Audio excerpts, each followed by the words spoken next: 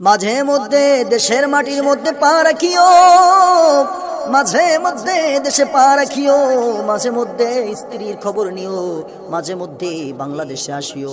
তোমরা যারা বিদেশের মাটিতে থাকো, তোমরা বিদেশের মাটিতে থাকো, তোমাদের জন্য আমার কোনো ক্ষোভ নাই, তোমাদের প্রতি আমার কোনো গুসা নাই।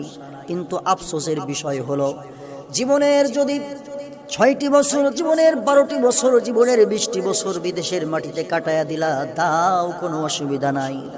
তুমি টাকার জন্য, বিবির জন্য, ছেলে মেয়ের জন্য, তুমি ইনকাম করার জন্য বিদেশের মাটিতে পড়ে আছো, খারাপের কিছু নয়। কিন্তু তোমার এটাও ভাবা উচিত, তোমার ঘরের মধ্যে একটা স্ত্রী এনে রেখেছো, তোমার উচিত জীবনের সময়গুলিকে একটু সময় স্ত্রীর সঙ্গে কাটানো, একটু সময় স্ত্রীকে দেওয়ার জন্য, তার সঙ্গে একটু সময় থাকার জন্য, তার সঙ্গে একটু সময় চলার জন্য। কারণ মানিয়া রাখিয়া দাও, সেও একটা মানুষ, সেও একটা রক্তে গড়া, সেও একটা মাংসে গড়া, তার ভিতরে আল্লাহ রাব্বুল আলামিন একটা চাহিদা, একটা মনের ইচ্ছা, তার মধ্যেও প্রেম প্রীতি ভালোবাসা দিয়ে সৃষ্টি করেছেন। কাজে তুমি বিদেশের মাটিতে যাও, কোনো অসুবিধা নাই, কিন্তু ওখানে যাওয়ার পরে মাঝে মধ্যে দেশের মাটিতে পা রাখিও।